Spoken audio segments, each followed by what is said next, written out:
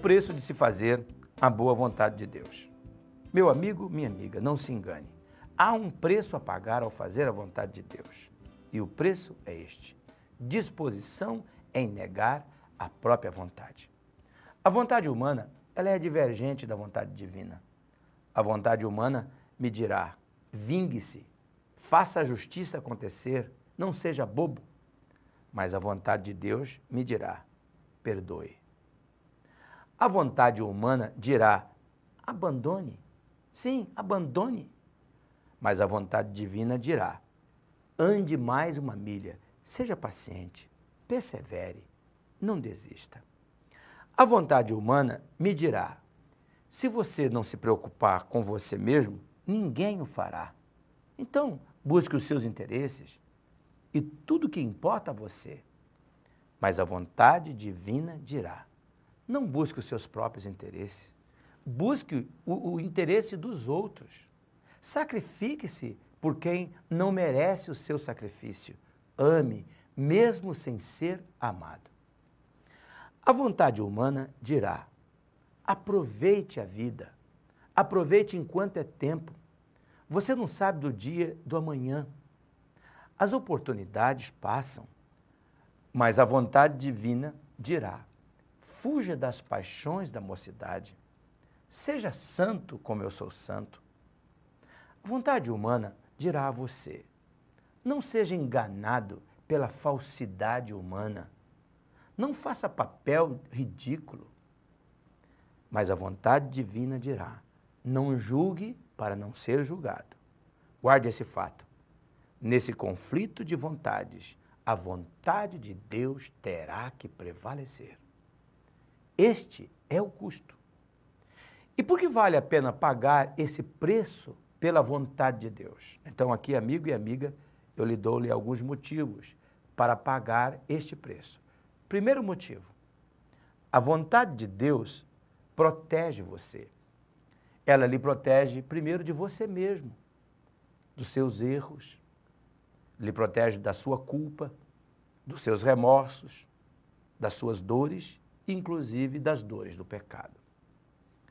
O segundo motivo por que você deve pagar o preço da vontade de Deus e negar a sua, é que a vontade de Deus prepara você. Preste atenção, é simples. Ao caminhar na estrada da vontade de Deus, ela vai gerar em você e em Deus um relacionamento. E esse relacionamento com Deus vai aperfeiçoar você, desenvolver você como ser humano. É um fato. Quanto mais íntimo de Deus você se tornar, mais humano você será. E quanto mais humano, mais dentro do propósito de Deus você estará, porque Deus criou você para ser humano. Quanto menos de Deus na sua vida, mais parecido, vamos assim dizer, com os bichos deste mundo nós seremos.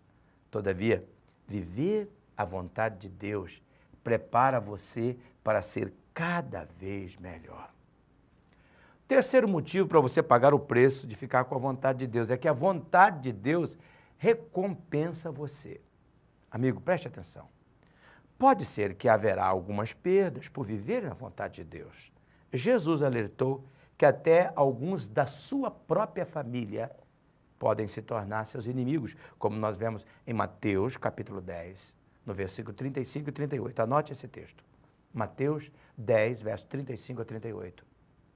Mas por ter optado pela vontade de Deus, o próprio Jesus diz: você será ricamente recompensado neste mundo e na eternidade, como nós lemos em Marcos, capítulo 10, no versículo 29 e 30. Anote essa referência. Marcos, capítulo 10, versículo 29 a 30. Pense nisto. O quarto motivo para você pagar o preço pela vontade de Deus é que Deus já lhe deu todos os recursos, preste bem atenção nisto, para você fazer a vontade dele.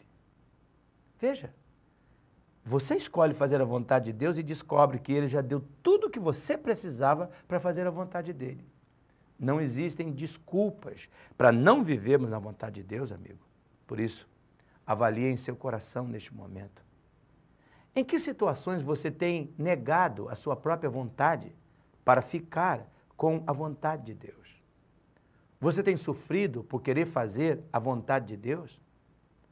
ou por tentar evitá-la.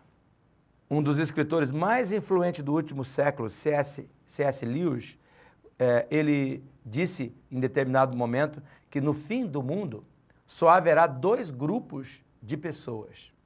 Aquelas que terão dito, Senhor, seja feita a tua vontade, e aquelas a quem o Senhor terá dito a elas, tudo bem então, seja feita a tua vontade. A pergunta é, em qual dos dois grupos você gostaria de estar? Por isso, seja um imitador do Mestre. Ele disse não à sua vontade e por isso escutou de Deus, a minha vontade será feita. Ele negou a sua própria vontade e os efeitos foram incalculáveis para toda a humanidade. Vá você e faça o mesmo.